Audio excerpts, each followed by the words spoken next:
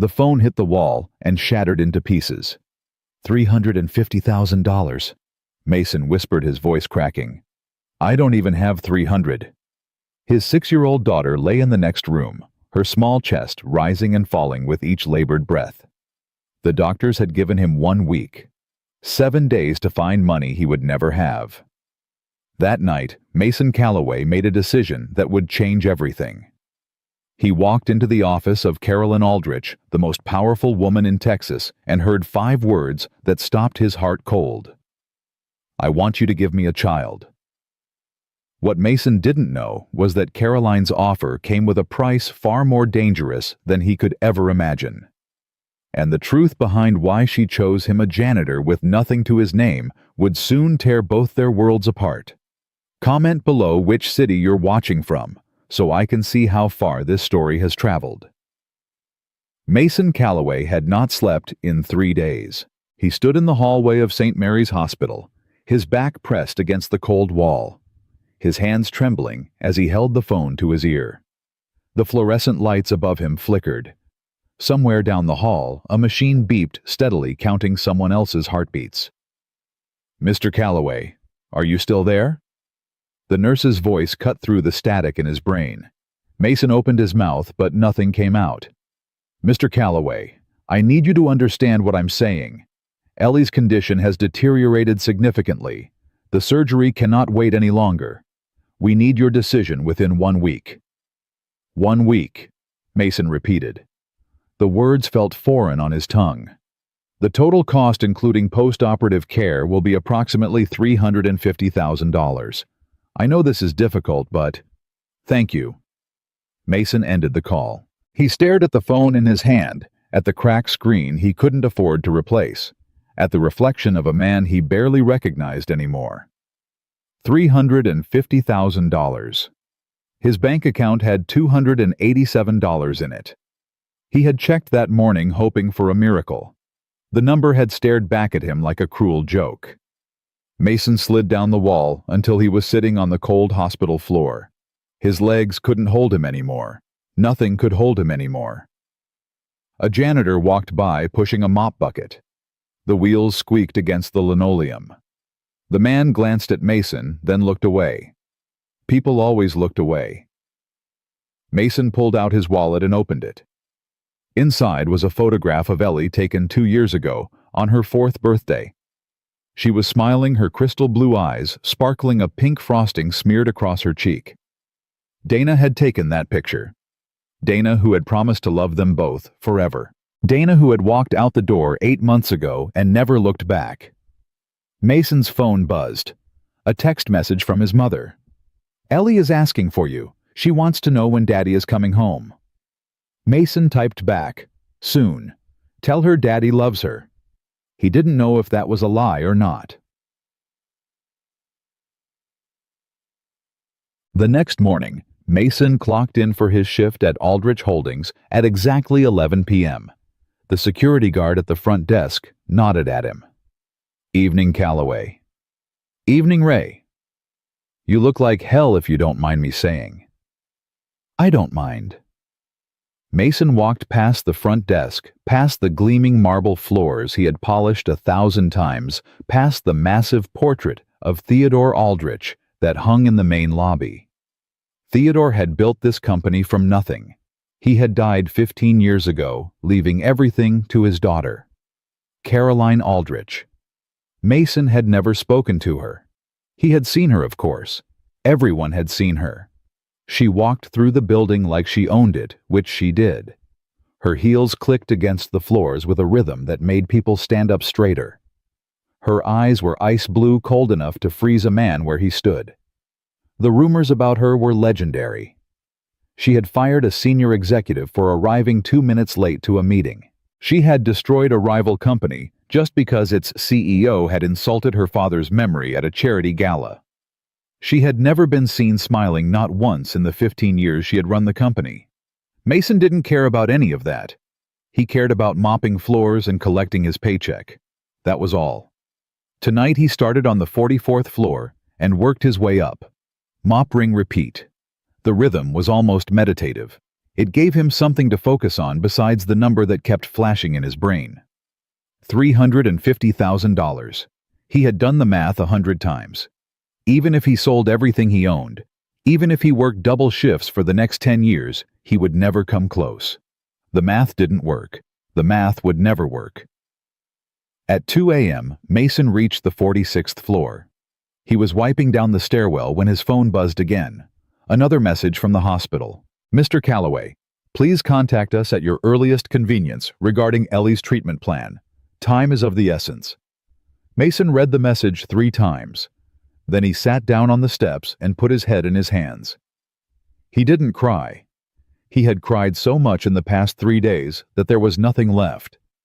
His body had run out of tears the same way his life had run out of options. Time is of the essence. What a polite way to say your daughter is dying, and there's nothing you can do about it. Mason sat there for a long time. Minutes passed. Maybe hours. He lost track.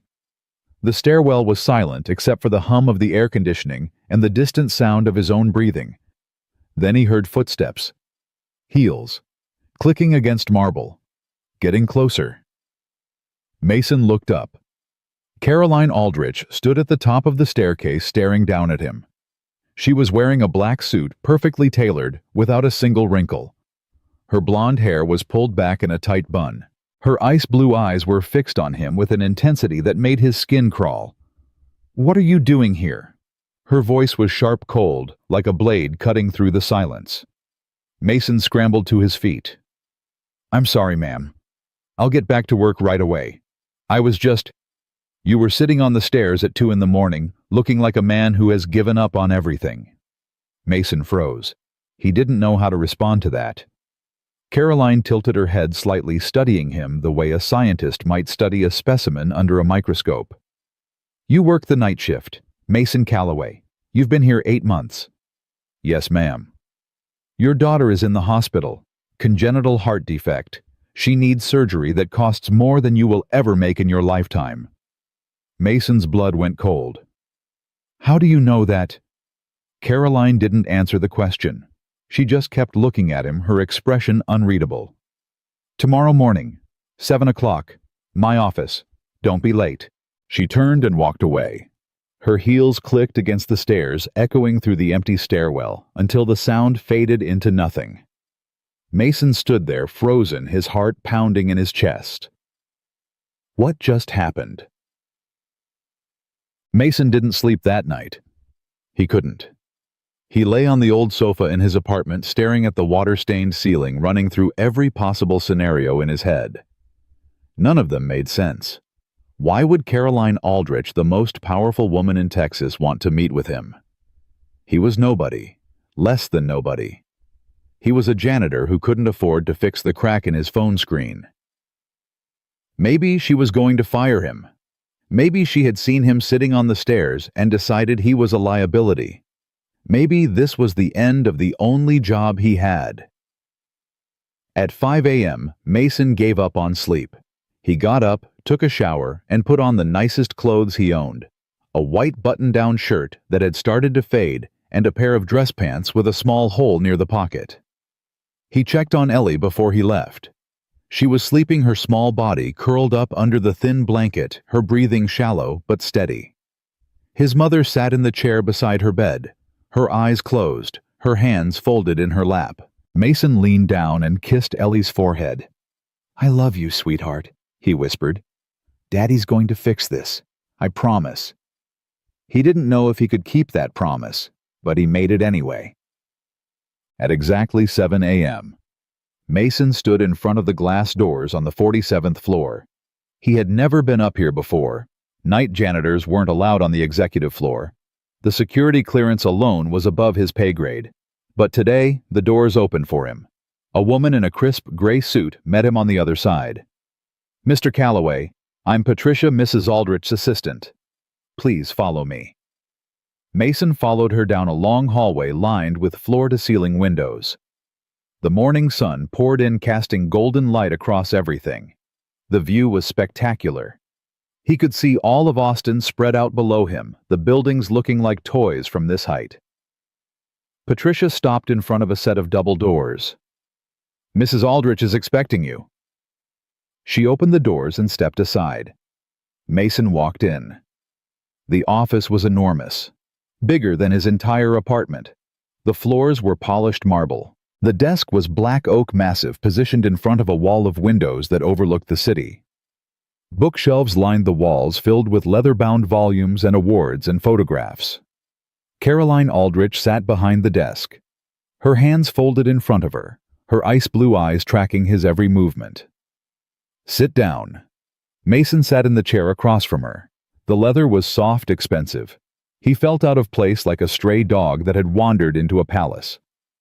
Caroline didn't speak for a long moment. She just looked at him, studying him the same way she had studied him in the stairwell. Then she pushed a brown leather briefcase across the desk. "Open it." Mason reached for the briefcase with trembling hands. He unclasped the latches and lifted the lid. Inside was a thick folder. He opened it and saw his daughter's name on the first page. Ellie Calloway, age 6. Diagnosis: congenital heart defect. Recommended treatment: surgical repair. Estimated cost: $350,000. Mason's hands shook. "Where did you get this?" "That's not important." "It is to me." Caroline stood up and walked to the window. She stood with her back to him, looking out at the city below. "I can save your daughter, Mason. I can pay for the surgery, all of it. I can erase your debts, give you a new home, give you and Ellie a fresh start." Mason couldn't breathe. "Why would you do that?" Caroline turned around. Her eyes were cold, but something flickered beneath the surface. Something he couldn't quite name. "Because I want something in return. Something money can't buy." The room suddenly felt smaller. The air felt thicker. "What do you want?" Caroline walked toward him, slowly, deliberately. She stopped right in front of his chair, close enough that he could smell her perfume, close enough that he could see the faint lines around her eyes. "I want you to give me a child." Mason stared at her. The words didn't make sense. They rattled around in his brain, refusing to form a coherent thought. "I don't understand." "Yes, you do." Caroline's voice was flat, emotionless. "I'm 41 years old. I've been trying to have a child for 15 years. IVF, surrogates, donor sperm from men with perfect genetic profiles. None of it worked. My body won't cooperate. The doctors say this is my last chance." "Then find someone else. You could have anyone. You could—" "I've tried." Caroline cut him off. "I've tried for 15 years. Do you want to know what I found?" She walked back to her desk and pulled out another folder. This one was thicker, heavier. She dropped it on the desk in front of him. "Open it." Mason opened the folder. Inside were photographs, documents, private investigation reports. Men's faces stared up at him from the pages. The first one was a lawyer from Dallas, handsome, charming, said all the right things. 2 weeks before our wedding, I discovered he had signed a secret deal with a rival company. He was planning to steal proprietary information and sell it for $3 million. She pointed to another photograph. The second one was a doctor, respected, successful, came from a good family. I found out he was married. His wife and 2 children lived in California. He visited them every other weekend. Her finger moved to a third photograph. The third one was Richard Mercer, the son of one of the oldest families in Texas. We were engaged for 2 years. The night before our wedding, I found a prenuptial agreement hidden in his briefcase.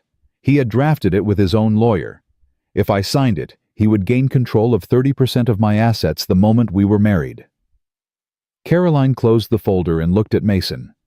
"Do you understand now? Every man who has ever wanted me has wanted my money, my name, my power.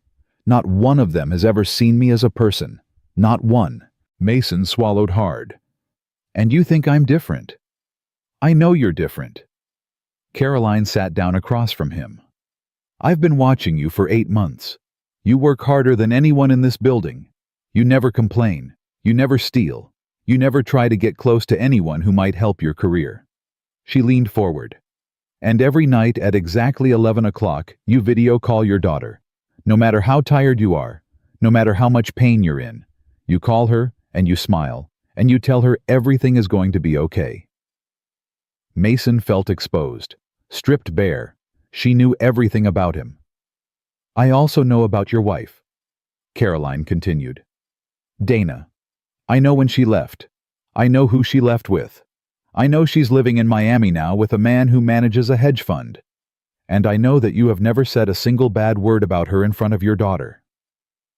Ellie doesn't need to know, Mason said quietly. She's lost enough. Caroline nodded slowly. That's exactly why I chose you. You're not perfect, but you're decent. And in my world, decency is rarer than diamonds. She stood up and walked back to the window. I'm not asking for love, Mason. I'm not asking for a relationship. I'm asking for a transaction. You give me a child. I give you everything you need to save your daughter. After it's done, you walk away. You never contact me again. You live your life and I live mine. Mason sat in silence, his mind racing. What if I say no? Caroline didn't turn around. Then you walk out of here and we never speak of this again. You go back to your job, your debts, your dying daughter, and I find another way. And Ellie, that's not my concern. I'm offering you a business deal, not charity. The words hit Mason like a punch to the gut. He looked down at his hands at the calluses from years of hard work at the wedding ring he still wore, even though Dana was gone. How long do I have to decide? 24 hours. After that, this door closes forever. Mason stood up. His legs felt weak, but he forced them to hold him. I need to think. Of course you do. Caroline finally turned around. Her face was a mask, but her eyes betrayed something else. Something almost human. Patricia will show you out. Mason walked to the door. He stopped with his hand on the handle. Mrs. Aldrich. Yes. Have you ever thought that maybe the reason none of those men worked out wasn't because they were bad people? Maybe it was because you never let them see the real you. Caroline's expression didn't change, but something flickered in her eyes. Goodbye, Mr. Calloway. Mason walked out. That night, Mason sat on the edge of Ellie's bed and watched her sleep. Her breathing was shallow, labored. Every few minutes, she would cough a dry, rattling sound that made his chest ache. The heart monitor beside her bed beeped steadily, a constant reminder of how fragile her life had become. His mother appeared in the doorway. You've been sitting there for 3 hours. I know. She walked over and sat beside him. Her hands trembled slightly. The early stages of Parkinson's had started to show, but she refused to complain. She never complained. Something happened today, she said. I can see it in your face. Mason didn't answer. Mason, talk to me. He took a deep breath. Someone offered to pay for Ellie's surgery. His mother's eyes widened. Who? Someone powerful. Someone rich. What do they want in return? Mason was silent for a long moment. Something I'm not sure I can give. His mother reached over and took his hand. Her grip was weak, but warm. Do you remember what your father used to say? Dad said a lot of things. He used to say that a man's worth isn't measured by what he has. It's measured by what he's willing to sacrifice for the people he loves. Mason looked at his daughter. Her small chest rose and fell. Rise and fall. Rise and fall. What would you do, Mom, if you were me? His mother was quiet for a long time. Then she spoke, her voice barely above a whisper. I watched your father die in a hospital room we couldn't afford. I watched him suffer because we didn't have the money for better treatment. He was the most honest man I ever knew, and he died because honesty doesn't pay medical bills. She squeezed his hand. I don't know what this person wants from you. But I know one thing, that little girl is all we have left. If there's a way to save her, any way at all, you have to at least consider it. Mason looked at Ellie, at her pale face, at her closed eyes, at the faint blue tint to her lips. What if it changes me? What if I become someone I don't recognize? His mother stood up and kissed him on the forehead. Then you make sure you remember who you are, and you come back to us. She walked out of the room, leaving Mason alone with his daughter and his impossible choice. At 2 a.m., Mason picked up his phone. He stared at the business card Patricia had given him. Caroline Aldrich's personal number. 10 digits that could change everything. His thumb hovered over the screen. $350,000. 1 week. A daughter who was running out of time. Mason dialed the number. It rang 3 times. Have you made your decision? Caroline's voice was cold, distant. Mason looked at Ellie one last time. At her angelic face. At the shallow rise and fall of her chest. Yes, he said. I'll do it. Silence on the other end. Then, tomorrow morning, 8 o'clock, I'll send a car. The line went dead. Mason sat there in the darkness, the phone still in his hand, staring at his sleeping daughter. He had crossed a line. There was no going back. And he had no idea that the woman waiting for him on the 47th floor was hiding secrets far more dangerous than he could ever imagine. The black Mercedes arrived at exactly 8 o'clock. Mason had been standing outside his apartment building for 20 minutes, unable to sit still, unable to think straight. He had barely slept. Every time he closed his eyes, he saw Ellie's face, heard the beeping of the heart monitor, felt the weight of the decision pressing down on his chest. The driver stepped out and opened the rear door without a word. Mason hesitated for a moment, then climbed inside. The car smelled like expensive leather, and something else, something clean and foreign, like a world he had never belonged to. Mason sat rigid in the back seat, his hands clasped together, watching the familiar streets of Austin slide past the tinted windows. They drove for 30 minutes, leaving the city behind, turning onto roads Mason had never traveled. The houses grew larger, the fences grew taller, the distance between neighbors stretched into acres of manicured green. Then the car stopped in front of a gate. Mason watched through the window as the iron bars swung open, revealing a driveway that seemed to go on forever. Oak trees lined both sides, their branches forming a canopy overhead. At the end of the drive, a mansion emerged, like something out of a magazine. The driver opened his door. "Mr. Calloway, this way, please." Mason stepped out, his worn shoes crunching against the gravel. He felt small, insignificant, like an ant walking into a giant's castle. A woman in a gray uniform met him at the front door. "Mr. Calloway, I'm Margaret. Mrs. Aldrich is expecting you in the sitting room." Mason followed her through a foyer so large his entire apartment could have fit inside it. Crystal chandeliers hung from the ceiling. Oil paintings lined the walls. The marble floor gleamed like a mirror, reflecting his scuffed shoes with every step. Margaret stopped in front of a set of double doors. "Through here, sir." Mason walked in. Caroline was sitting by a stone fireplace, a cup of coffee in her hand. She was wearing a light gray dress today, simpler than the power suit from yesterday, but still immaculate. Her blonde hair fell loosely over her shoulders. Without the harsh office lighting, she looked different, almost human. "Sit," she said, gesturing to the chair across from her. Mason sat. Caroline studied him for a long moment, her ice blue eyes moving across his face like she was searching for something. "You look terrible." "I didn't sleep." "Neither did I." She set her coffee cup down. "Having second thoughts?" "No." Mason's voice was steadier than he felt.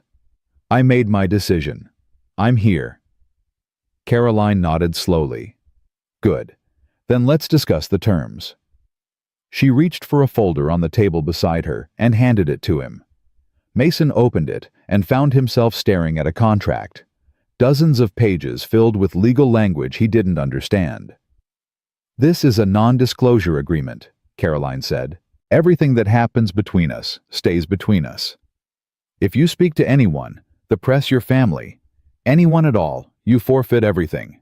The money, the house, the medical coverage, all of it. Mason flipped through the pages. "And if you break the agreement?" "I won't." "But if you do?" Caroline's expression didn't change. "Then you would be entitled to significant compensation. It's all outlined in Section 7. Mason closed the folder. "I'm not worried about the money." "Then what are you worried about?" He looked at her. Really looked at her for the first time since he walked in. "I'm worried about what happens after. To the child. To you. To all of this." Caroline's eyes flickered with something he couldn't read. Surprise, maybe. Or something else entirely. "The child will be mine," she said. "Legally, financially, in every way that matters. You will have no rights, no obligations, no connection whatsoever. And that's what you want, to raise a child completely alone." "I've been alone my entire life, Mr. Calloway. I'm used to it." Mason shook his head slowly. "No one gets used to being alone. They just learn to pretend." Caroline stared at him. For a moment the mask slipped and he saw something beneath it. Pain. Loneliness. The same look he saw in his own mirror every morning. Then the mask returned. "Dr. Harrison Cole will arrive this afternoon," she said, her voice businesslike again. "He'll conduct a full medical examination. Blood tests, genetic screening, everything. Assuming you pass, we'll proceed from there. And Ellie, your daughter will be transferred to St. David's Medical Center tomorrow. It's the best cardiac care facility in Texas. All expenses will be covered. Your mother will be given accommodations nearby so she can stay with her." Mason felt something loosen in his chest. "Thank you." "Don't thank me yet." Caroline stood up and walked to the window. "We have a long way to go." The medical examination took 4 hours. Dr. Cole was a man in his 50s with silver hair and a calm, measured voice. He asked Mason hundreds of questions. Family history, medical history, lifestyle, diet, habits. Things Mason had never told anyone he told this stranger in a white coat while nurses drew vials of blood from his arm. When it was finally over, Dr. Cole disappeared into another room with Caroline. Mason sat alone in the sitting room, exhausted, staring at the paintings on the walls. They were beautiful, expensive, and completely devoid of warmth. There were no family photographs anywhere. No pictures of Caroline as a child. No images of parents or siblings or friends. Just art. Cold, perfect, meaningless art. An hour later, Caroline returned. "The results are positive," she said. "You're healthy. No genetic abnormalities. No concerns." Mason nodded. He should have felt relieved. Instead, he just felt numb. "There's one more thing." Caroline sat down across from him.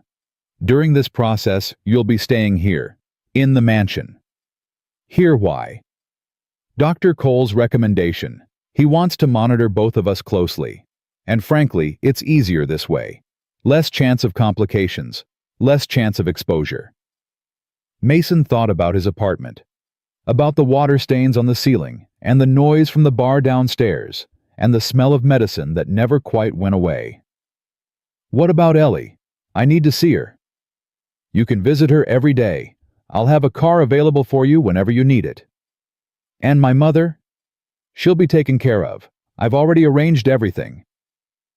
Mason looked around the massive room at the chandeliers and the marble and the emptiness. "How long?" "As long as it takes." Caroline's voice softened slightly. "These things don't always happen quickly. It could be weeks. It could be months. And if it doesn't work..." Caroline was silent for a moment. "Then we try again." That night, Mason lay in the largest bed he had ever seen in a guest room bigger than his entire apartment, staring at a ceiling that probably cost more than everything he had ever owned. He couldn't sleep. He kept thinking about Ellie, about the surgery, about the woman down the hall who had offered him everything and asked for the impossible in return. At midnight, he gave up and went downstairs. The mansion was silent. His footsteps echoed against the marble floors as he made his way to the kitchen, hoping to find something to drink, something to calm his racing mind. He didn't expect to find Caroline already there. She was sitting at the kitchen island in a silk robe, a bowl of instant noodles in front of her. When she saw him, she froze. "What are you doing here?" "Couldn't sleep." Mason glanced at the noodles. Instant ramen. Caroline's cheeks flushed slightly. "The chef goes home at 9. And you can't cook?" "I never learned." Mason almost laughed. A billionaire who could buy anything in the world sitting alone at midnight eating instant noodles because she didn't know how to turn on a stove. "Move over," he said. "Excuse me." Mason walked to the refrigerator and opened it. Inside was everything. Wagyu beef, fresh vegetables, imported cheeses, enough food to feed a family for a month. "My mother taught me to cook when I was 12, he said, pulling out eggs and butter and cheese. She said a real man knows how to take care of himself and the people around him. He found a pan turned on the stove and started cooking. Caroline watched him in silence. Her eyes followed his hands as he cracked the eggs, as he whisked them with a fork, as he added butter to the hot pan. "You're making eggs." "Scrambled, with cheese. It's not fancy, but it's better than noodles from a packet." 5 minutes later, Mason set a plate in front of her. Caroline stared at it like she had never seen food before. "You cooked for me." "Don't read too much into it. You looked hungry." Caroline picked up her fork and took a bite. She chewed slowly, her expression unreadable. "Well," she looked up at him. "It's good." "Don't sound so surprised." "I'm not surprised. She trailed off, searching for the word. "I'm not used to this." "Not used to what, eggs?" "Someone doing something for me without wanting something in return." Mason sat down across from her. "I do want something in return. You're paying for my daughter's surgery, remember? That's different." "Is it?" Caroline set her fork down. "Everyone who has ever done anything for me has had an agenda. A favor they wanted. A deal they were working toward. A way to get closer to my money, or my power, or my name. And you think I'm the same?" "I think everyone is the same, eventually." Mason shook his head. "Look, that's a sad way to live. It's a realistic way to live. No, it's a lonely way to live." Caroline's eyes met his. For a moment, the mask cracked again, and he saw the woman beneath it. The woman who sat alone at midnight eating instant noodles. The woman who had everything except the one thing that mattered. "You're very direct," she said quietly. "I'm a janitor. I don't know how to be anything else." Caroline almost smiled. Almost. "That's exactly why I chose you." The days turned into weeks. Mason fell into a strange routine. Every morning he drove to the hospital to see Ellie. He sat by her bed, read her stories, watched cartoons with her, tried to pretend that everything was normal. That Daddy wasn't living in a billionaire's mansion. That Daddy hadn't made a deal that would change everything. "Daddy, where do you go at night?"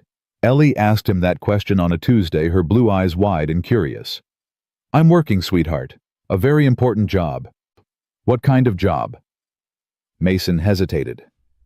"A job that's going to make you all better." "Will you come home after I'm better?" "Yes." He squeezed her hand.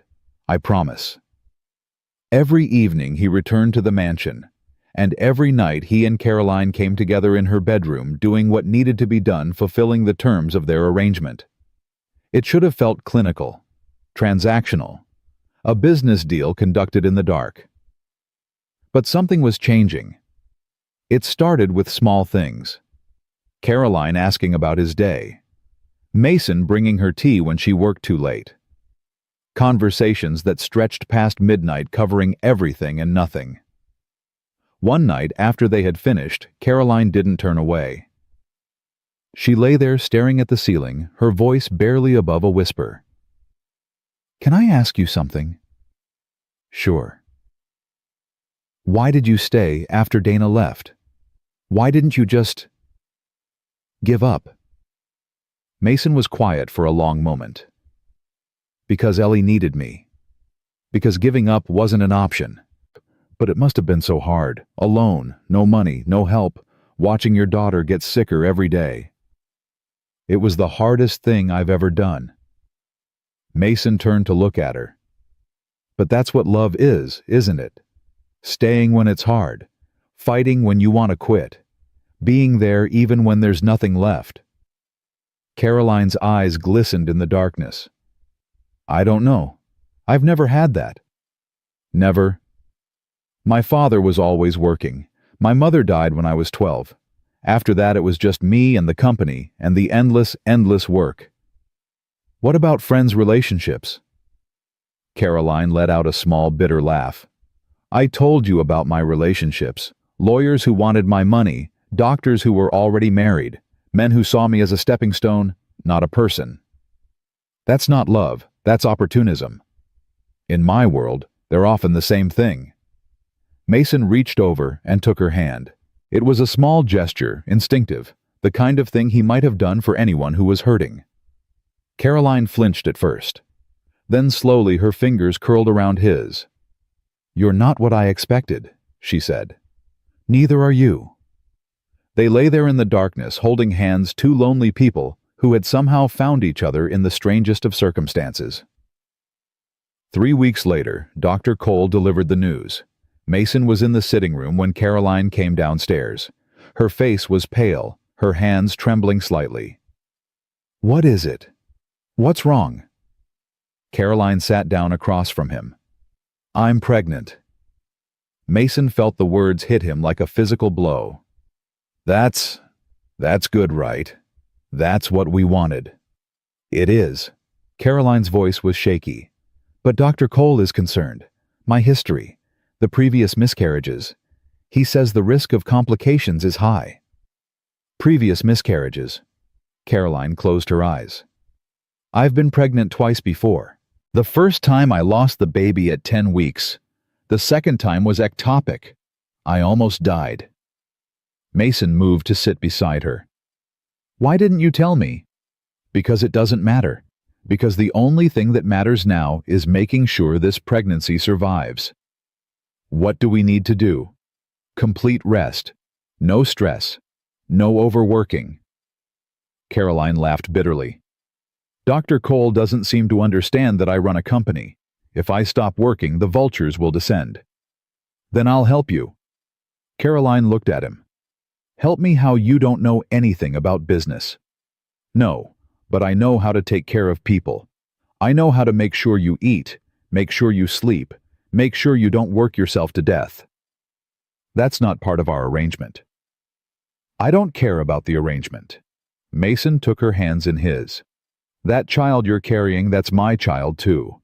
I may not have any rights. I may walk away when this is over. But right now, today, I'm here. And I'm not going to let you go through this alone.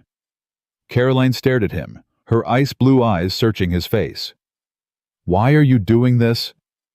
Because someone should have done it for you a long time ago.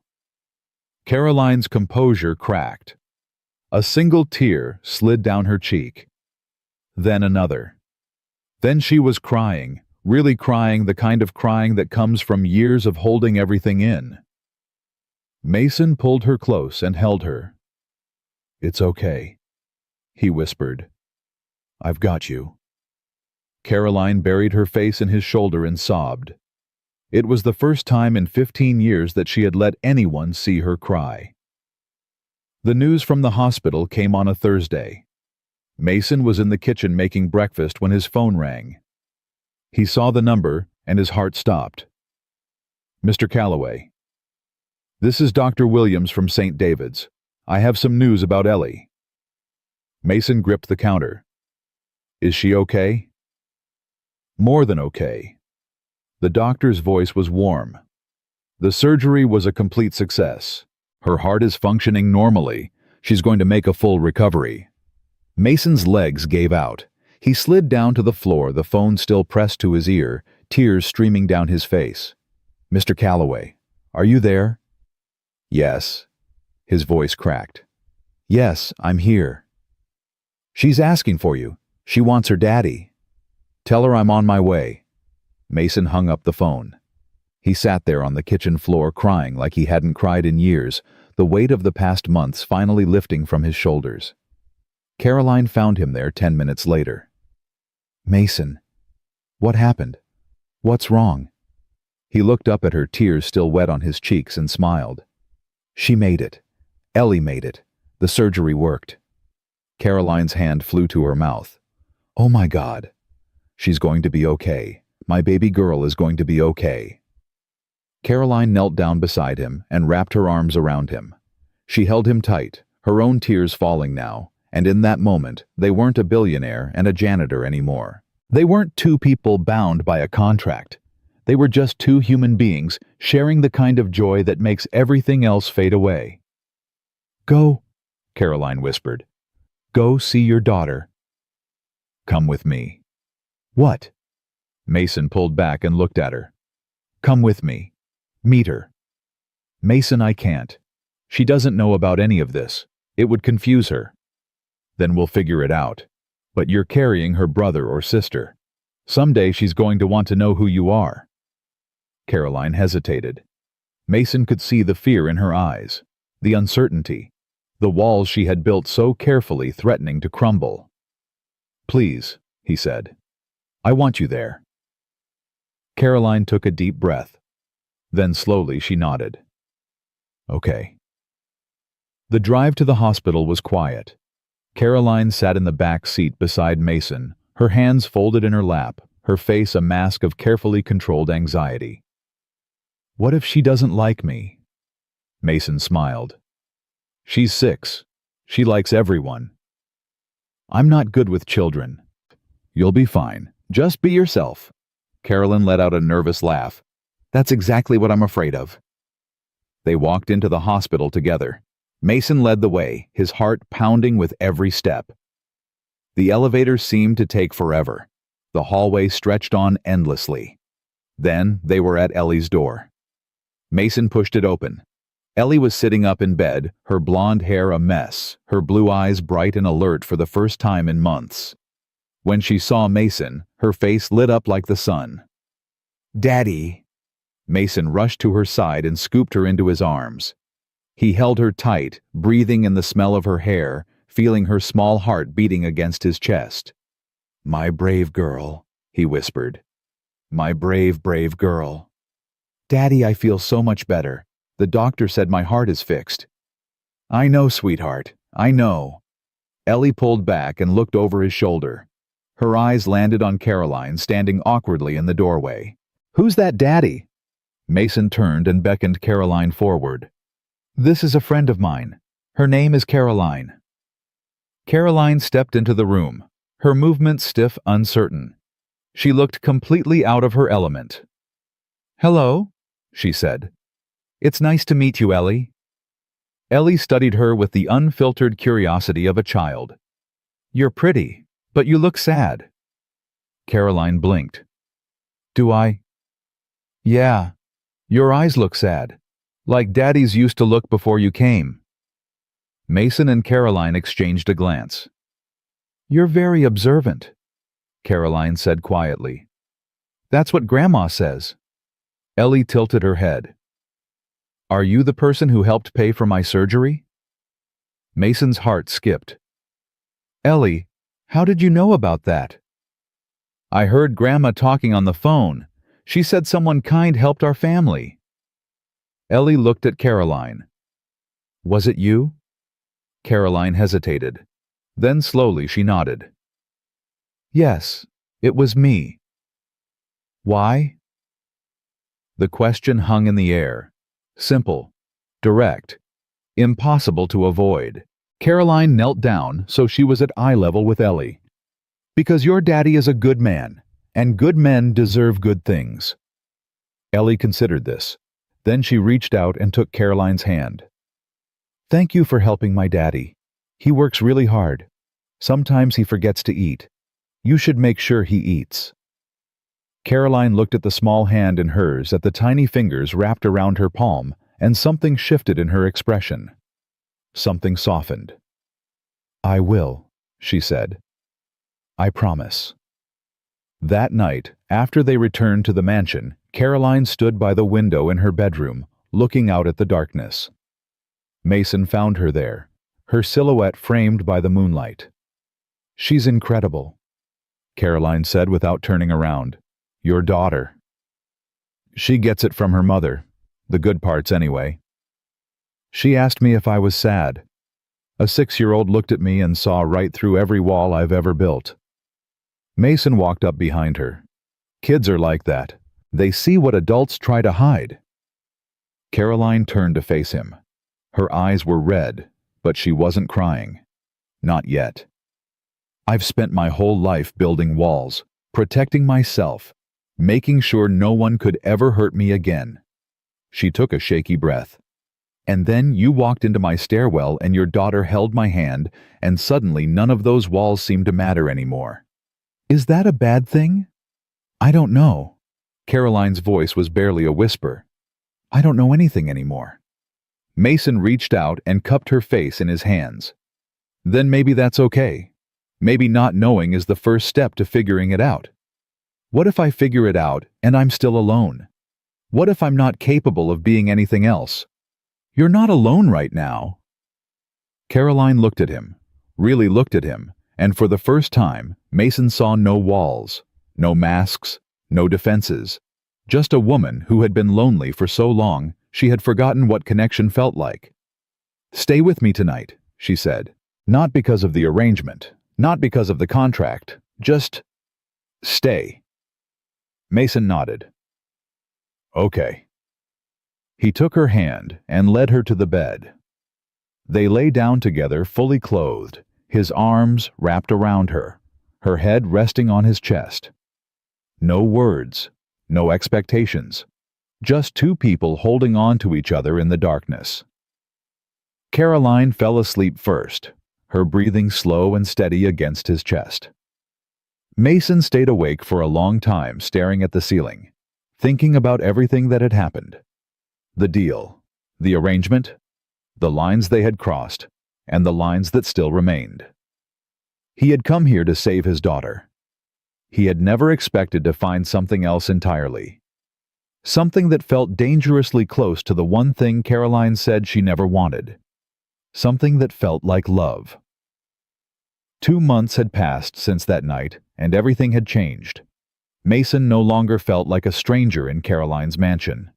He knew which floorboards creaked in the hallway. He knew which chair Caroline preferred in the sitting room. He knew that she took her coffee black in the morning, but added cream in the afternoon when she thought no one was watching.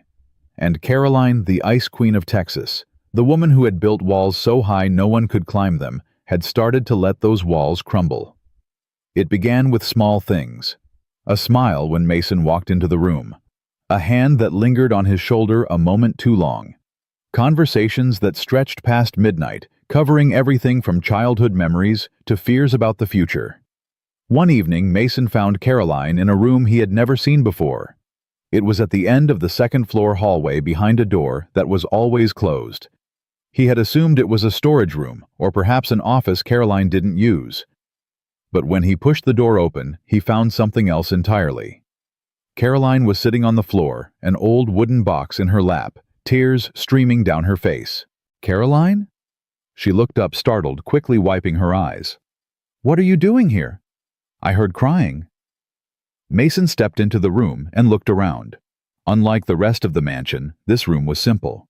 A small bed, a wooden desk, photographs covering every inch of the walls. What is this place? My mother's room. Caroline's voice was barely a whisper. I kept it exactly the way it was when she died. 29 years and I haven't changed a thing. Mason sat down beside her. Tell me about her. Why?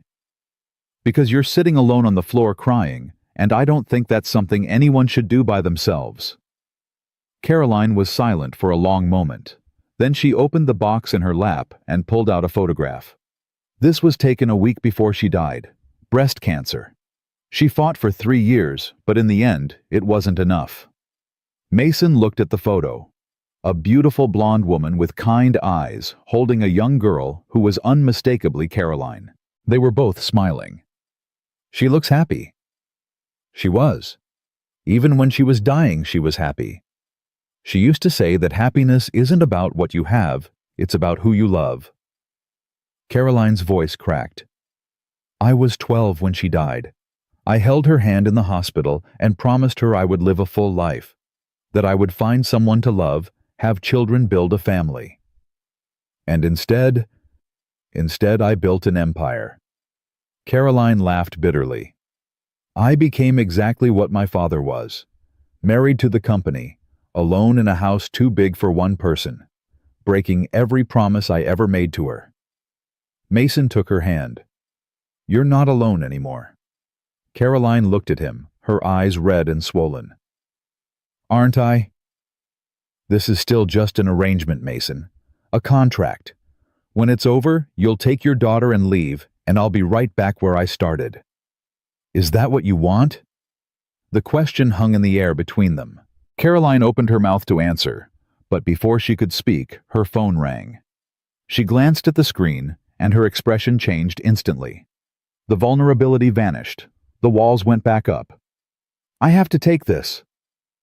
She stood and walked out of the room, leaving Mason alone with the photographs and the memories of a woman he had never met. The call was from Marcus Henderson. Caroline stood in her study phone pressed to her ear, listening to the voice of the man she had despised for 20 years. Caroline, we need to talk. I have nothing to say to you, Marcus. Then perhaps you should listen. I've received some interesting information about your current living situation. A man living in your home. Not a boyfriend, not a husband, just a janitor from your company. Caroline's blood ran cold. I don't know what you're talking about. Don't insult my intelligence. Marcus's voice was smooth, oily, the voice of a snake waiting to strike. I know everything, Caroline. The arrangement, the pregnancy, the desperate attempt to produce an heir before the board loses patience. You're delusional. Am I? Then perhaps we should discuss this at the next board meeting. I'm sure the shareholders would be fascinated to learn that the CEO of Aldrich Holdings has been paying a janitor to impregnate her. Caroline gripped the phone so hard her knuckles turned white. What do you want, Marcus? A meeting. Tomorrow. Just the two of us. And if I refuse, then I release everything to the press, the documents, the photographs, the medical records, everything. Caroline closed her eyes. Where? My office. Noon. Don't be late. The line went dead. Caroline stood there for a long moment, staring at the phone in her hand. Then she walked to the window and looked out at the darkness. 20 years. 20 years she had fought Marcus Henderson. He had been her father's closest friend, the man who should have supported her when she took over the company. Instead, he had spent every moment since her father's death trying to tear her down, and now he had the ammunition he needed. Caroline. She turned. Mason was standing in the doorway, his face filled with concern. What's wrong? Caroline wanted to tell him. She wanted to explain everything, to share the burden that was crushing her chest. But the words wouldn't come. The walls were too high, the habits too ingrained. Nothing. Just business. Mason walked toward her. Don't do that. Do what? Shut me out. I can see something's wrong. Let me help. You can't help with this. Try me. Caroline shook her head. This isn't your fight, Mason. This is my world, my enemies, my problems. But that's my child you're carrying. That makes it my problem too. Caroline looked at him, at the stubborn set of his jaw, at the determination in his eyes. He meant it, every word. There's a man, she said slowly. Marcus Henderson. He's been trying to take the company from me for 20 years, and now he knows about us, about everything. Mason's expression darkened. How? I don't know. He has people watching me. He always has. What does he want? A meeting, tomorrow.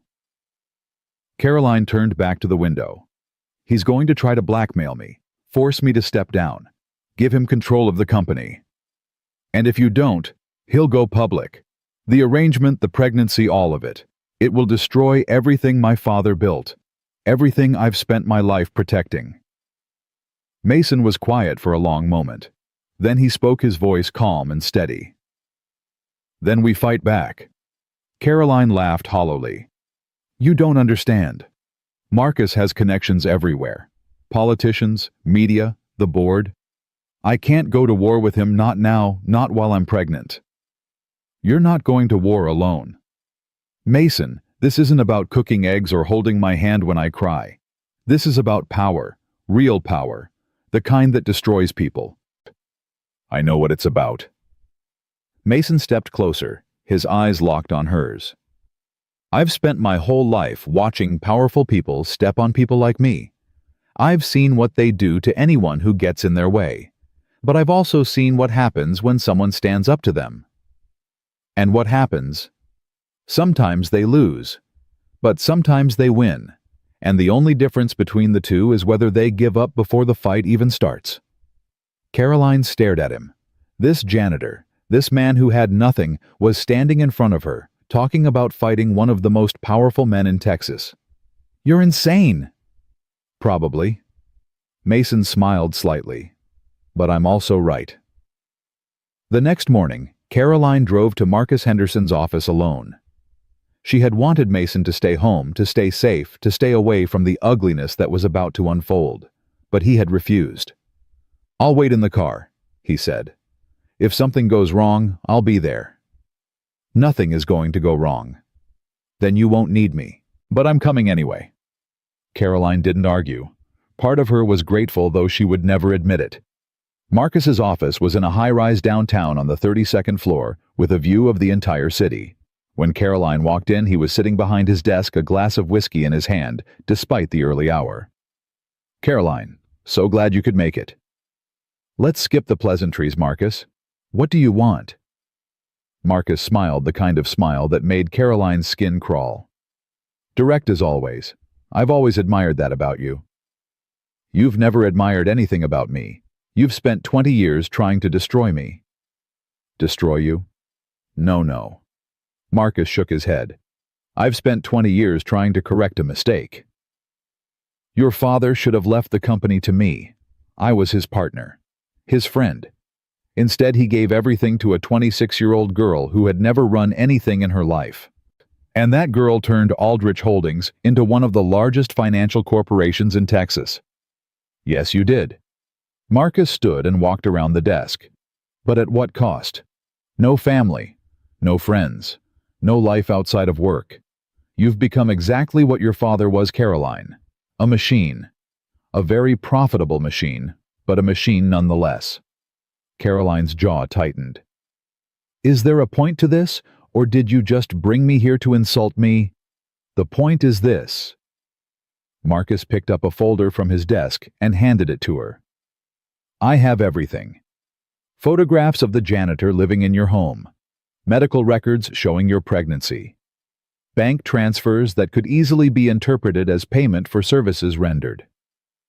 Caroline didn't open the folder. She didn't need to.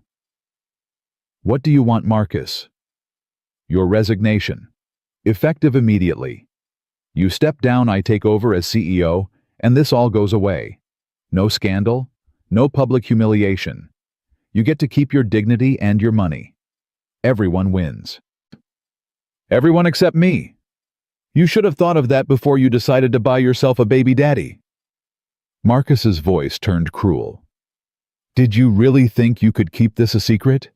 Did you really think I wouldn't find out?"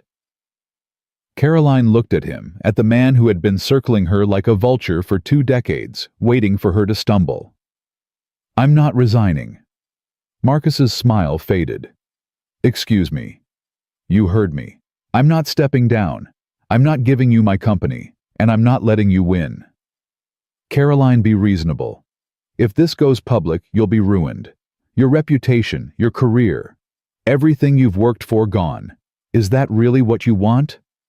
"What I want is to watch you fail." Caroline stepped closer, her voice dropping to a dangerous whisper. "You've been waiting 20 years for this moment. 20 years of scheming and plotting and waiting for me to make a mistake. And now you think you have me. You think I'm going to fold because you have some photographs and some bank records. I think you're going to fold because you have no choice. That's where you're wrong. Caroline smiled coldly. You see, I've been waiting for this moment too, waiting for you to finally show your hand. And now that you have, I know exactly how to destroy you. Marcus's expression flickered. Uncertainty. Fear. You're bluffing. Am I? Caroline turned and walked toward the door. I guess we'll find out. Caroline, wait. Marcus's voice had lost its confidence. We can negotiate. We can find a solution that works for both of us. Caroline stopped at the door and looked back at him. There is no negotiation, Marcus. There's only war. And I've been fighting wars since I was 26 years old. You should know by now that I don't lose. She walked out, leaving Marcus Henderson standing alone in his office, the folder still clutched in his hand. In the car, Mason was waiting. How did it go? Caroline slid into the back seat beside him. Her hands were shaking, but her voice was steady. He has everything. Photographs, documents, medical records. What did he want? My resignation, the company, everything. And what did you say? Caroline looked at him, at the man who had walked into her life as part of a business deal and somehow become something more. I said no. Mason nodded slowly. So what happens now? Now we fight. Caroline took a deep breath. But I need to tell you something first. Something I should have told you a long time ago. What is it? Caroline turned to face him fully. The reason Marcus has been after me for 20 years, the real reason, it's not just about the company, it's about my father. What about him? My father didn't just die of a stroke, Mason. He was murdered. The words hung in the air between them. What? The official report said it was a stroke. Natural causes. But I never believed it. The timing was too convenient. My father had just discovered that Marcus was embezzling money from the company. Millions of dollars funneled into offshore accounts. He was going to expose him. And then he died. 2 days before the board meeting where he planned to present the evidence. Caroline's voice was bitter. I was 26. I had no proof, no witnesses, nothing but a suspicion that no one would believe. So I did the only thing I could do. I took over the company, and I waited. Waited for what? For Marcus to make a mistake. For him to get greedy, to get careless, to give me something I could use against him. And has he? Caroline smiled, but there was no warmth in it. He just did. Mason looked at her, understanding dawning on his face. The blackmail. You wanted him to blackmail you.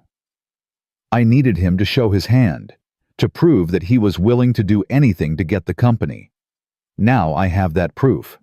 But if he goes public with the information about us, about the arrangement, then he goes public. Caroline's voice was hard. I've spent 20 years protecting my reputation, Mason. 20 years hiding, playing defense, waiting for the right moment. I'm done waiting. If the world finds out about our arrangement, so be it. At least I'll finally get justice for my father. Mason was silent for a long moment. Then he reached over and took her hand. You're not fighting this alone. Mason, you don't have to. Yes, I do. He squeezed her hand. When I walked into your office 3 months ago, I thought this was just a transaction, a deal. I give you something, you give me something, and we both walk away. But it's not that simple anymore. What do you mean? I mean that somewhere along the way, this stopped being about the arrangement. It stopped being about the contract, or the money, or any of that. Mason looked into her eyes. I care about you, Caroline. Not because you're paying for my daughter's surgery, not because you're carrying my child, because you're you. Because underneath all those walls and all that armor, there's a woman who deserves better than what life has given her. Caroline's eyes filled with tears. You don't know what you're saying. I know exactly what I'm saying. Mason pulled her close. Whatever comes next, whatever Marcus does, we face it together. You and me. No more hiding. No more pretending this is just business. Caroline buried her face in his shoulder. I'm scared, Mason. I've never been this scared in my life. I know. But being scared doesn't mean you're weak.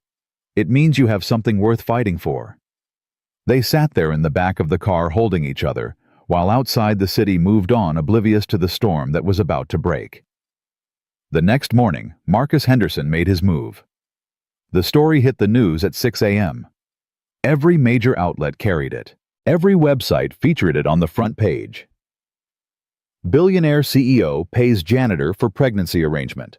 The details were everywhere. Photographs of Mason entering the mansion, bank records showing the payments to the hospital, anonymous sources describing the arrangement in lurid detail. Caroline watched the coverage from her study, her face expressionless. Mason stood beside her, his hand on her shoulder.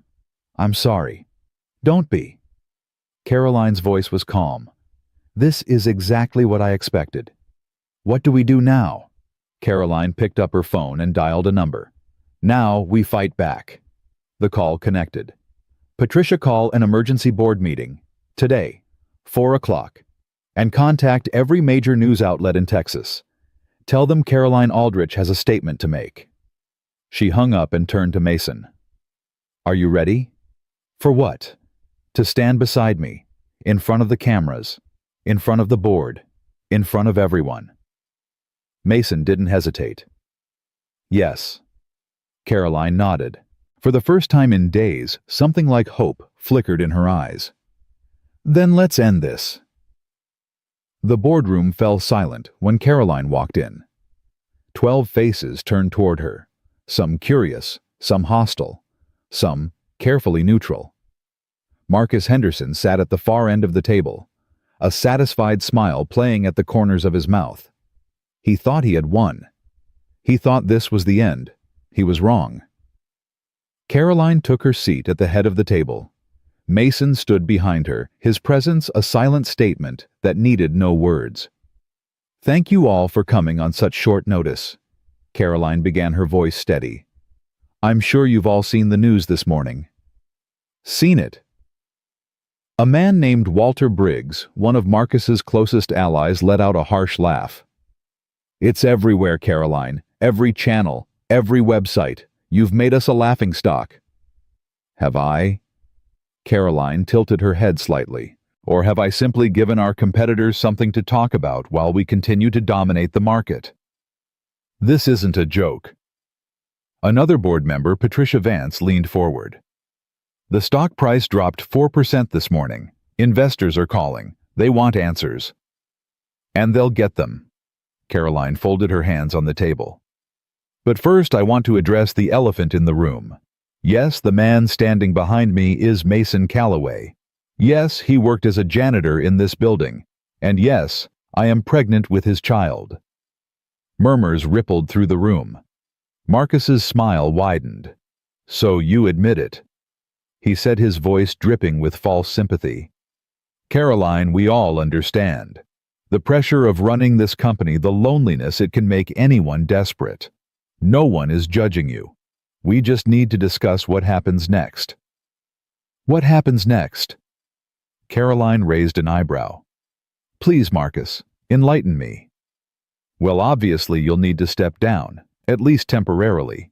The scandal, the publicity, it's too much. The company needs stable leadership, someone the investors can trust. Someone like you? If the board decides that's the best course of action, then yes, I'm prepared to serve." Caroline nodded slowly, as if considering his words. Then she reached into the folder in front of her and pulled out a stack of documents. "Before we discuss my future, Marcus, perhaps we should discuss yours." The smile on Marcus's face flickered. "What are you talking about?" 20 years ago, my father discovered that someone on this board was embezzling money from the company. Millions of dollars funneled through shell companies into offshore accounts. Caroline slid the documents across the table. He gathered evidence. He was going to present it at the board meeting. And then 2 days before that meeting, he died. The room went very quiet. "Caroline, this is hardly the time," Marcus began. 2 days, Marcus." Caroline's voice cut through the air like a blade. 2 days before he was going to expose a thief, my father had a stroke and died. The evidence disappeared. The investigation was quietly closed, and the embezzlement continued. You're making wild accusations without any proof. Am I? Caroline pulled out another document. This is a forensic accounting report. It took me 15 years to compile working with investigators in 6 different countries. It traces every dollar you stole, Marcus. Every shell company, every offshore account, every wire transfer. Marcus's face had gone pale. That's not possible. I covered... He stopped mid-sentence, realizing what he had just said. The room erupted. You covered... Walter Briggs turned to Marcus, his face reddening. What the hell does that mean? Nothing. I misspoke. Marcus stood up, his composure cracking. This is ridiculous. Caroline is obviously trying to deflect from her own scandal. Sit down, Marcus. Caroline's voice was ice. I'm not finished. She pulled out one final document. This is an affidavit from a nurse who worked at the hospital where my father died. She was paid $50,000 to alter his medical records, to change the cause of death from poisoning to stroke. The room went absolutely silent. She kept the money in a safety deposit box for 20 years along with a letter explaining everything. She died 3 months ago. Her daughter found the box and brought it to me. Caroline looked directly at Marcus. You didn't just steal from this company, Marcus. You murdered my father. Marcus's face twisted with rage. You have no proof of that. A letter from a dead nurse, that's hearsay. It would never hold up in court. Maybe not. Caroline smiled coldly. But it doesn't need to hold up in court. It only needs to hold up here, in this room, in front of these people. She looked around the table, meeting each board member's eyes in turn. You all knew my father. Some of you worked with him for decades. You knew what kind of man he was, honest, fair, dedicated. He built this company from nothing, and he was going to protect it from the man who was stealing from it. And that man killed him for it. This is insane, Marcus sputtered. You can't possibly expect anyone to believe... I believe it. The voice came from the far end of the table. Helen Crawford, the oldest member of the board, was looking at Marcus with undisguised disgust. I worked with Theodore for 30 years. He told me a week before he died that he had found something disturbing in the accounts. He said he was going to handle it at the board meeting, and then he was gone. Helen, you can't be serious. I've suspected you for 20 years, Marcus. Helen's voice was trembling with anger. I just never had the proof. Now I do. One by one, the other board members began to speak. Some had suspected. Some had wondered.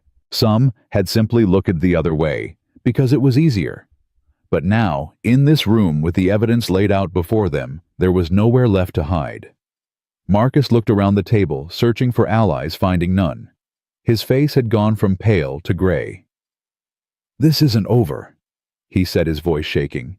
I have lawyers. I have connections. You can't just... Actually, I can. Caroline stood up. This morning before this meeting, I contacted the FBI. They've been investigating white-collar crime in the financial sector for years. I gave them everything. The accounting records, the affidavit, the evidence of embezzlement and murder. They were very interested. As if on cue, the boardroom door opened. 2 men in dark suits walked in, followed by uniformed officers. Marcus Henderson. The lead agent held up his badge. FBI, you're under arrest for fraud, embezzlement, and conspiracy to commit murder. You have the right to remain silent. Marcus's legs seemed to give out. He grabbed the edge of the table to keep from falling. Caroline, please. His voice had changed completely from arrogant to desperate. We can work something out. I'll give you everything. The money, my shares, anything you want. Caroline looked at him, at the man who had killed her father and spent 20 years trying to destroy her. The only thing I want, she said quietly, is justice. The agents moved forward and handcuffed Marcus. As they led him toward the door, he looked back one last time, his eyes filled with hatred. This isn't over, Caroline. You'll regret this. No, she said. I don't think I will. The door closed behind him, and Marcus Henderson was gone. The boardroom was silent for a long moment. Then Helen Crawford began to clap. Slowly at first, then faster. One by one, the other board members joined in. Caroline stood there surrounded by applause and felt something she hadn't felt in 20 years. Vindication. But the moment didn't last. A sharp pain shot through her abdomen, so sudden and so intense that she gasped and doubled over. "Caroline!" Mason was at her side in an instant. "What's wrong?" "The baby." Caroline's voice was tight with fear. "Something's wrong with the baby." Everything after that happened in a blur. Mason half-carried Caroline out of the boardroom. Patricia called for an ambulance. The board members scattered their triumph forgotten in the face of this new crisis. The ambulance arrived in minutes. Mason held Caroline's hand as they loaded her onto a stretcher, as the paramedics hooked her up to monitors, as the sirens wailed through the streets of Austin. "I can't lose this baby." Caroline was crying now, something Mason had rarely seen. "Not again, please not again." "You're not going to lose anything." Mason squeezed her hand. "Just hold on, we're almost there."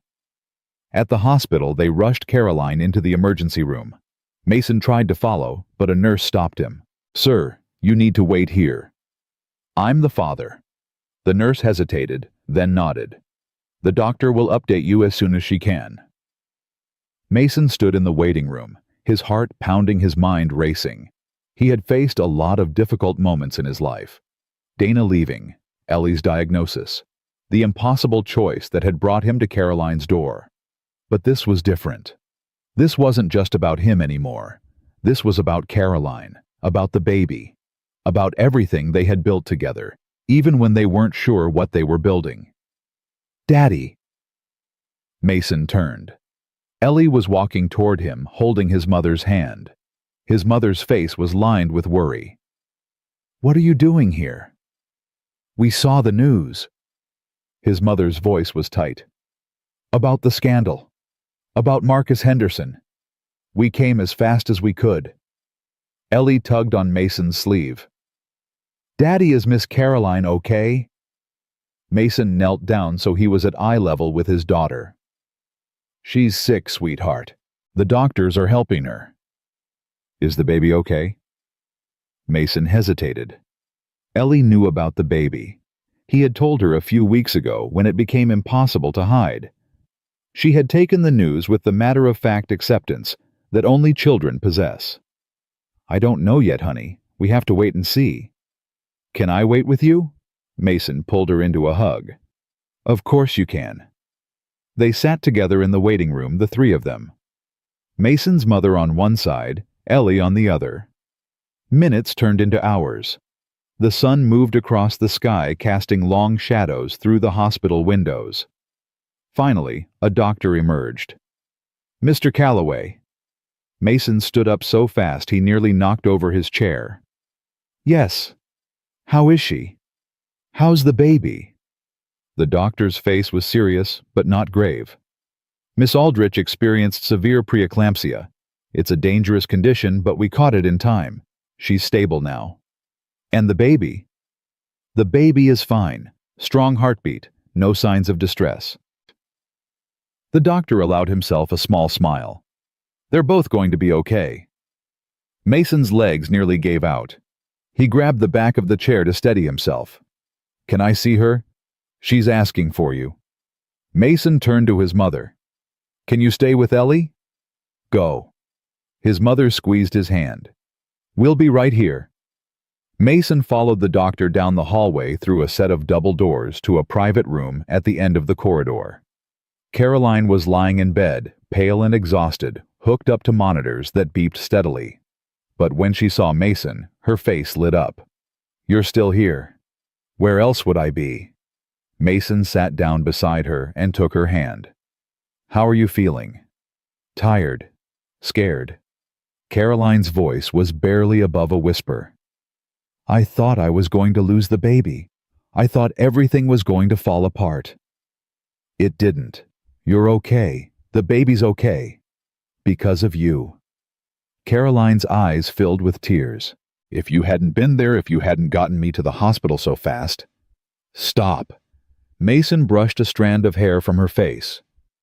You don't need to thank me. This is what people do for each other. This is what family does. Caroline stared at him. Family? Yeah. Mason smiled softly. Family. Caroline was silent for a long moment. Then she spoke, her voice trembling. I've never had a family. Not really. My mother died. My father was murdered. I've spent my whole life alone, building walls, pushing people away. I didn't know how to do anything else. And now I don't want to be alone anymore. Caroline squeezed his hand. I don't want to push you away. I don't want this to end when the baby is born. What are you saying? I'm saying that I was wrong about the arrangement, about keeping everything transactional, about pretending that feelings didn't matter. She looked into his eyes, her own eyes shining with tears, and something else, something that looked like hope. I love you, Mason. I didn't want to. I tried not to. But somewhere along the way, between the midnight conversations and the scrambled eggs and you holding my hand, when I was scared, I fell in love with you. Mason felt his heart expand in his chest. Caroline, you don't have to say it back. I know this is complicated. I know you have Ellie to think about. I know. Mason leaned forward and kissed her. It was soft at first, gentle, a question more than a statement. Then Caroline's hand came up to cup his face, and the kiss deepened, and everything else fell away. When they finally pulled apart, both of them were breathing hard. I love you too, Mason said. I think I have for a while. I just didn't know how to say it. Caroline laughed, a real laugh, full of joy and relief, and something that sounded almost like wonder. What do we do now? I don't know. Mason smiled. But we figure it out together. The door opened and Ellie poked her head in. Daddy, can I come in? Mason looked at Caroline, who nodded. Come here, sweetheart. Ellie walked over to the bed, her eyes wide as she looked at all the monitors and machines. Miss Caroline, are you okay? I'm okay, honey. Just a little tired. Is the baby okay? The baby is fine. Caroline reached out and touched Ellie's cheek. Strong and healthy, just like you. Ellie smiled, then looked at Mason. Daddy, is Miss Caroline going to be my new mommy? The question hung in the air. Mason looked at Caroline. Caroline looked at Mason. Would you like that? Caroline asked softly. Ellie thought about it for a moment, her face serious. I think so. You're nice. And you make Daddy happy. He smiles more now than he used to. Does he? Yeah. He used to look sad all the time, but now he looks different. Better. Caroline's eyes filled with tears again. Come here, sweetheart. Ellie climbed onto the bed, careful not to disturb the monitors, and snuggled against Caroline's side. Can I talk to the baby? Of course you can. Ellie leaned close to Caroline's stomach. Hi, baby. I'm Ellie. I'm going to be your big sister. I'm going to teach you everything. How to draw, how to play, how to make Daddy give you extra dessert. Mason and Caroline exchanged a look, both of them laughing and crying at the same time. In that moment, in that hospital room, something shifted. Something clicked into place. They weren't just a billionaire and a janitor anymore. They weren't just two lonely people bound by a contract. They were a family. The next few weeks were a whirlwind. Marcus Henderson's arrest made national news. The FBI investigation uncovered even more than Caroline had known, decades of fraud and corruption that reached far beyond Aldrich Holdings. Marcus was denied bail. His trial was set for the following year. The scandal about Caroline and Mason faded quickly. The press, hungry for blood, found Marcus's downfall far more interesting than a love story between a CEO and a janitor. And it was a love story now. Caroline announced to the board that she would be taking a temporary leave of absence. Not because of the scandal, but because of the baby. For the first time in her life, she was choosing something over the company. The board accepted her decision without argument. After everything that had happened, no one dared to challenge her. Mason moved out of the guest room and into Caroline's bedroom. Ellie came to stay on weekends, running through the mansion like it was the greatest playground in the world. "Daddy, there's a pool." "I know, sweetheart." "And a garden. And a swing. Just like I dreamed about." Mason thought about that conversation from months ago, when Ellie had told him about her dream of a big house with a garden and a swing. Sometimes dreams come true in the strangest ways. One evening, Mason found Caroline in her mother's room. She was sitting on the bed, holding the old teddy bear from her bedside drawer. "Hey." "Hey." Caroline smiled up at him. "Just visiting." Mason sat down beside her. "Thinking about your mom. Always. Especially now." Caroline touched her stomach. "I keep wondering what she would think. About you. About us. About everything." "What do you think she would think?" "I think she would be happy." Caroline's voice was soft. "She always wanted me to find someone real. Someone who saw me, not my money or my power. Someone who would stay even when things got hard." "I'm not going anywhere." "I know." Caroline leaned her head against his shoulder. "That's what makes you different. That's what makes you, you." They sat there together in the room where Caroline's mother used to sleep, surrounded by photographs of a woman who had died too young and a promise that had finally been kept. "I want to name the baby Eleanor," Caroline said suddenly. Mason's heart skipped. "Eleanor." "After my mother, Eleanor Rose." Caroline looked at him. "Unless you don't like it." Mason thought about his daughter, about the girl whose nickname was Ellie, about the strange coincidence that had brought them all together. "I love it," he said. "Eleanor Rose." Caroline smiled and kissed him softly. "Eleanor Rose Calloway." Mason pulled back, surprised. "Calloway. If you'll have us." Caroline's eyes were shining. "Both of us." Mason didn't answer with words. He just pulled her close and held her tight while outside the window the sun set over Austin and a new chapter began. 3 months had passed since that day in the hospital, and Caroline Aldrich had never felt more alive. Her belly had grown round and full, the baby kicking at odd hours, reminding her that she was no longer alone. The mansion that had once felt like a museum now echoed with laughter and footsteps, and the sound of Ellie's voice calling out from one room to another. Mason had transformed the place without changing a single piece of furniture. He had simply filled it with life. "Daddy, can we have pancakes?" It was a Saturday morning. Ellie was sitting at the kitchen island, her legs swinging beneath the stool, watching Mason crack eggs into a bowl. "What kind of pancakes?" "Chocolate chip, with whipped cream, and strawberries." "That's a lot of demands for someone who hasn't brushed her teeth yet." "I brushed them." "Did you?" Ellie grinned, caught. "I'll go brush them now." She hopped off the stool and ran out of the kitchen, her footsteps echoing through the hallway. Mason shook his head, smiling, and went back to mixing the batter. Caroline walked in a moment later, still in her robe, her hair loose around her shoulders. She looked tired, but happy, a combination Mason had grown to love. "Good morning." "Morning." Mason leaned over and kissed her. "How did you sleep?" "Terribly. Your daughter kept kicking me all night." "My daughter? When she's causing trouble, she's my daughter. When she's being adorable, she's yours." "That's the deal." Caroline smiled and reached for a strawberry. "Where's Ellie?" "Brushing her teeth, allegedly." Caroline laughed and settled onto one of the stools. She watched Mason cook, the way his hands moved with practiced ease, the way he hummed softly under his breath.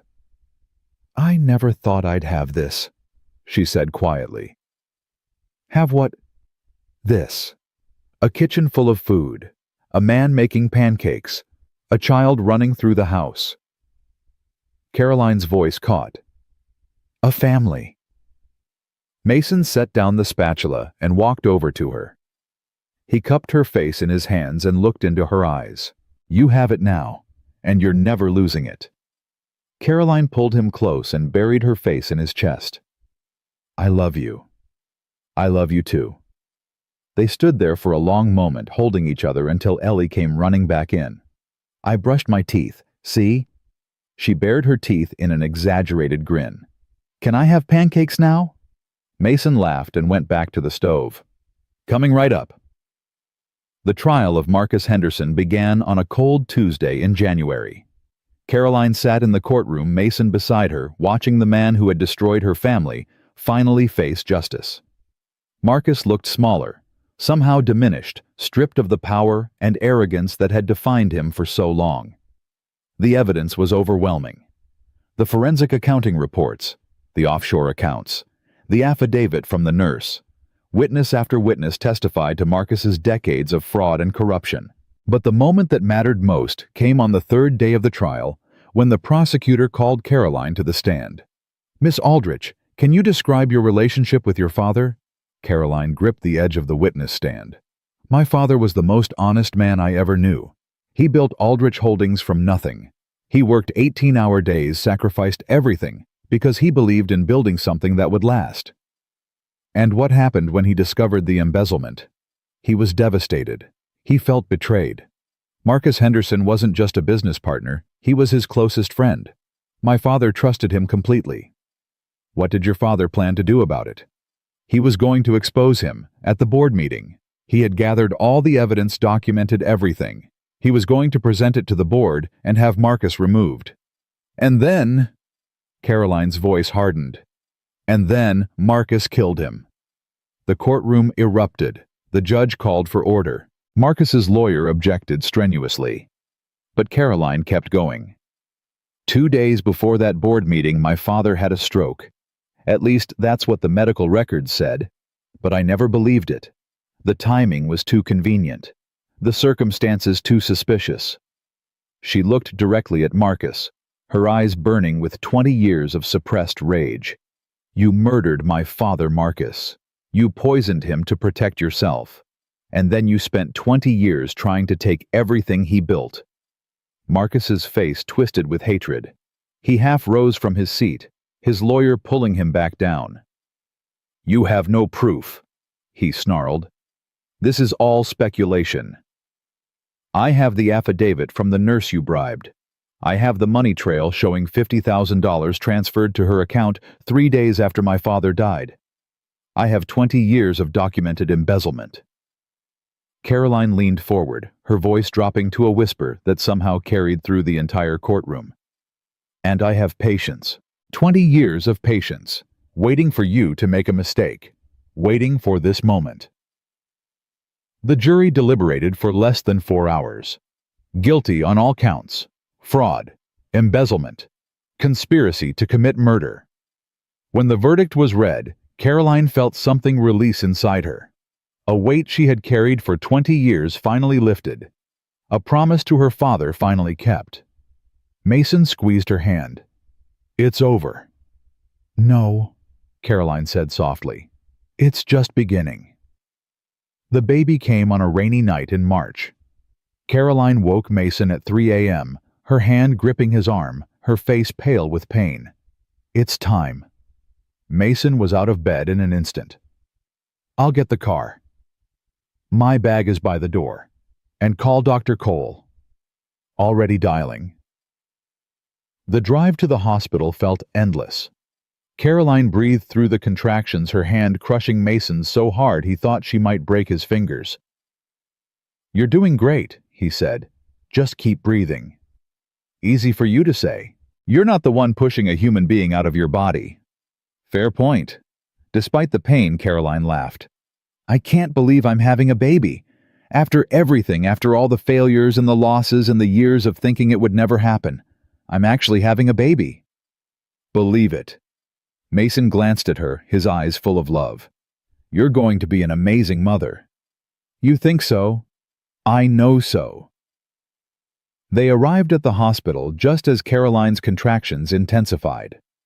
The doctors and nurses took over, wheeling her into the delivery room, hooking her up to monitors. Mason stayed by her side through all of it, through the hours of labor, through the pushing and the screaming, and the moments when Caroline was sure she couldn't go on. "I can't do this," she gasped at one point. "It's too hard." "Yes, you can." Mason held her hand tight. "You've faced down hostile boards and corporate takeovers, and a man who murdered your father. You can do this." That was different. How? I was angry then. Anger is easy. This is... She trailed off, another contraction stealing her breath. "This is love," Mason said, "and love is harder, but it's also stronger." Caroline looked at him, tears streaming down her face, and nodded. "One more push," the doctor said. "You're almost there." Caroline pushed with everything she had, and then suddenly a cry filled the room. "It's a girl," the doctor announced, lifting the baby up for Caroline to see. "A healthy baby girl." Caroline reached for her daughter, her hands trembling, her heart so full she thought it might burst. The baby was tiny and perfect, with a tuft of blonde hair and eyes that were already starting to open. "Eleanor Rose," Caroline whispered. "Hello, my sweet girl." Mason leaned over, tears running down his own cheeks, and kissed Caroline's forehead. "She's beautiful." "She's ours." Caroline looked up at him. "She's really ours." They stayed like that for a long time, the three of them, while outside the rain continued to fall and the world kept turning. Ellie met her baby sister 2 days later. She had been staying with Mason's mother, barely able to contain her excitement. When Mason finally brought her to the hospital, she practically ran down the hallway. "Where is she? Where's the baby?" "Slow down, sweetheart." Mason caught her hand. "She's sleeping. You have to be quiet." Ellie nodded solemnly and tiptoed into the room. Caroline was sitting up in bed, Eleanor cradled in her arms. When she saw Ellie, she smiled. "Come here, honey. Come meet your sister." Ellie approached the bed slowly, her eyes wide with wonder. She peered at the tiny bundle in Caroline's arms, at the small face with the closed eyes and the rosebud mouth. "She's so little." "She is. You were this little once too." "Was I?" Ellie looked at Mason for confirmation.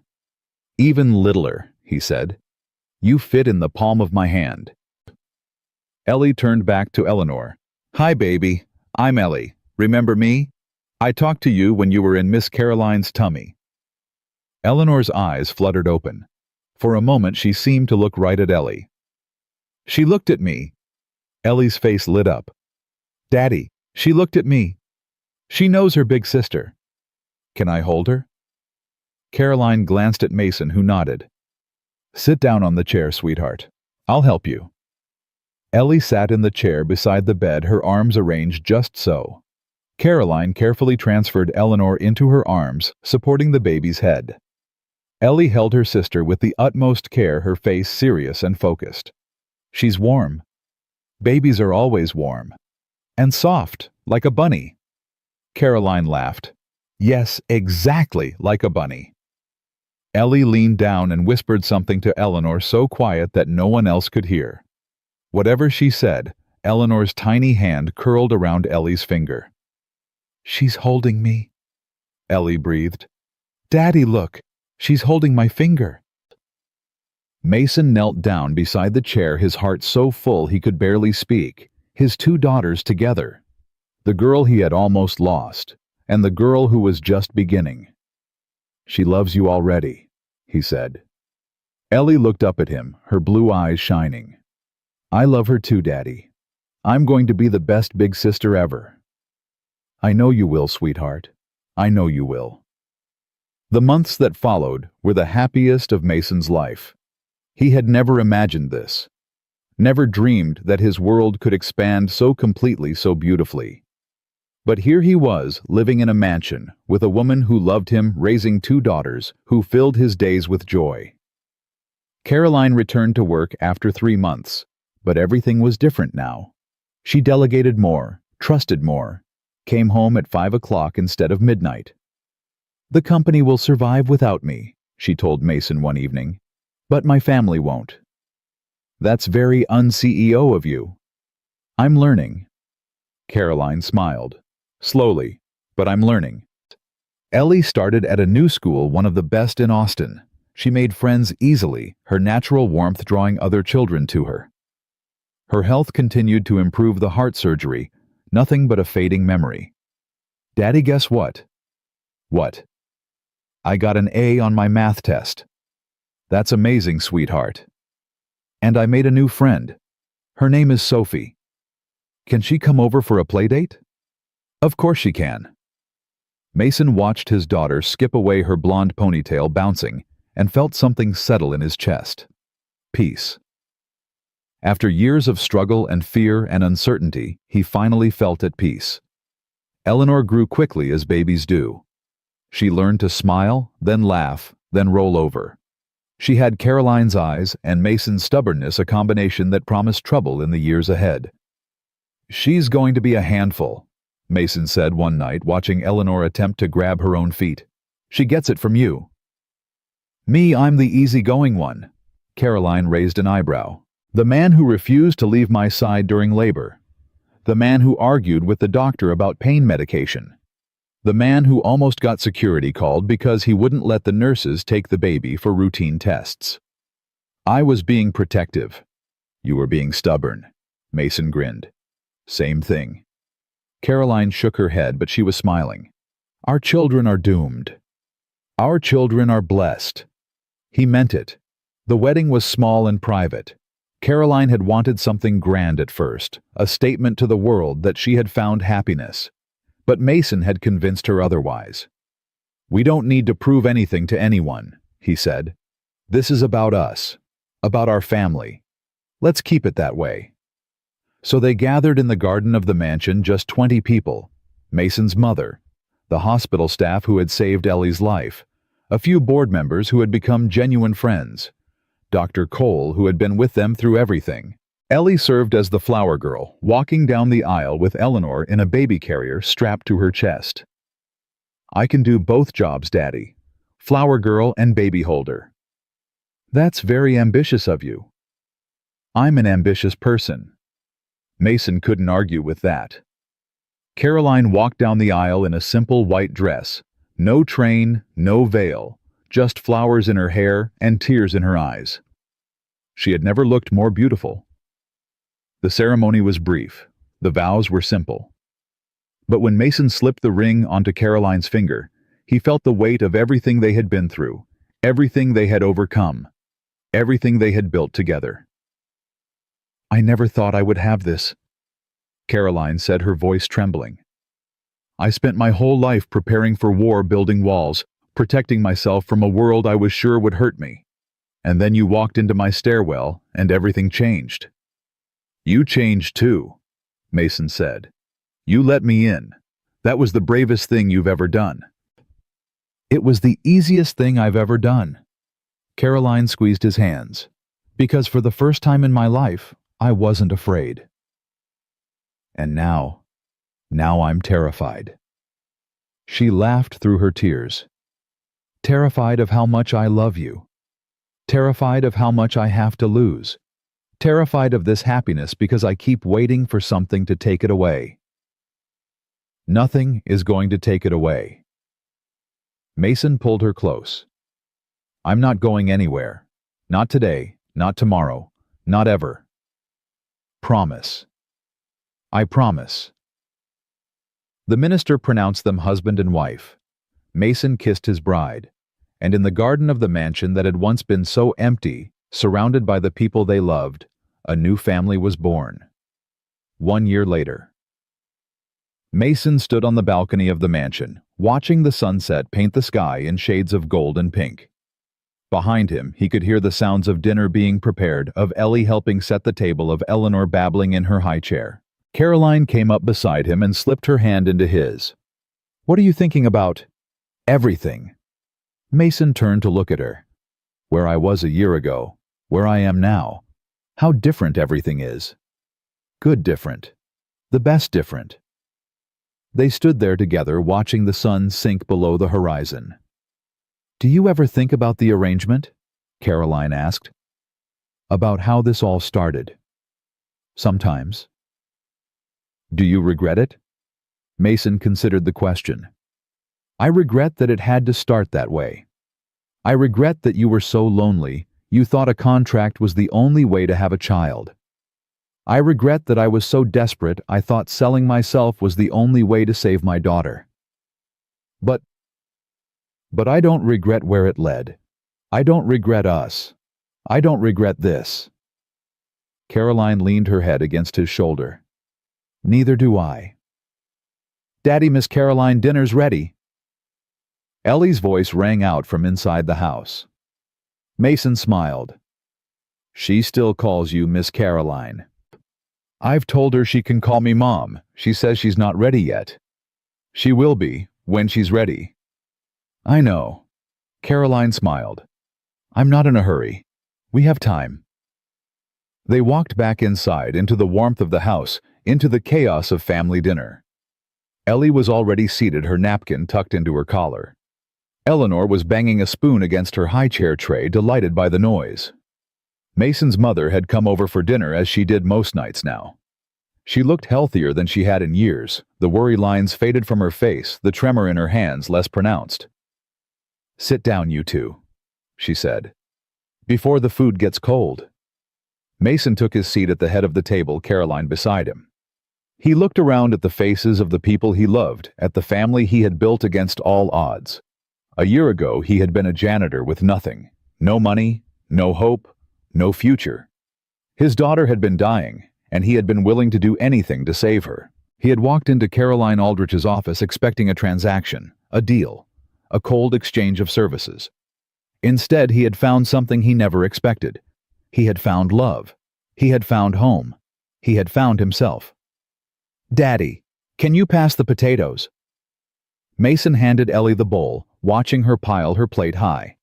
She was healthy now, her cheeks rosy, her energy boundless. The surgery, that had once seemed impossible, was now just a scar on her chest, and a story they would tell someday. "Not too many," Caroline said. "Save room for dessert." "There's dessert. Chocolate cake. Your grandmother made it." Ellie's eyes went wide. "Grandma's chocolate cake. The very same. This is the best day ever." Everyone laughed. Even Eleanor seemed to understand something good was happening, her babbling taking on an excited tone. Mason looked at Caroline. She met his eyes and smiled, that soft, private smile that was just for him. "Thank you," she said quietly. "For what? For everything. For saying yes. For staying. For not giving up on me when I was determined to push you away." "I could never give up on you." Mason reached over and took her hand. "You're stuck with me now. For better or worse." "I'll take worse." Caroline squeezed his hand. "As long as I have you." After dinner, after the cake had been devoured and the dishes cleared away, Mason carried Eleanor up to her nursery while Ellie helped her grandmother in the kitchen. He laid the baby in her crib, her eyes already heavy with sleep. She reached up and grabbed his finger the same way Ellie used to do when she was small. "Good night, sweetheart," Mason whispered. "Sleep tight." He stood there for a moment, watching his daughter breathe, marveling at the miracle of her existence. This child who shouldn't exist, this family that shouldn't have happened, this life that had risen from the ashes of desperation and despair. Caroline appeared in the doorway. "Is she asleep?" "Almost." Caroline walked over and stood beside him, both of them gazing down at their daughter. "I used to stand in my mother's room and wonder what she would think of my life," Caroline said. "Now I stand here and I know. What would she think? She would think I finally got it right." Caroline's voice was soft. "She would think I finally found what she always wanted for me." "And what's that? Love?" Caroline turned to face him. "Real love. The kind that stays. The kind that fights. The kind that doesn't give up no matter what." Mason pulled her into his arms. I love you, Caroline Calloway. I love you too, Mason Calloway. They stood there in the nursery, holding each other while their daughter slept peacefully in her crib. Downstairs, they could hear Ellie laughing at something her grandmother said, the sound bright and joyful. This was their life now, messy and complicated and beautiful. Mason had started with nothing. A dying daughter, a mountain of debt, a heart full of fear. And now he had everything. A wife who loved him, 2 daughters who adored him, a home filled with laughter and warmth and the promise of tomorrow. He had walked into Caroline's office expecting to sell his soul. Instead, he had found it. Some stories begin with tragedy and end with tears. Some stories begin with hope and end with despair. But this story, the story of Mason Calloway and Caroline Aldrich, began with desperation and ended with something neither of them expected. It ended with love. It ended with family. It ended with the understanding that sometimes the darkest moments of our lives are simply doorways to something brighter. And standing in that nursery, holding the woman he loved, listening to the sounds of his children, Mason knew one thing for certain. This was not an ending. This was a beginning. The best stories always are.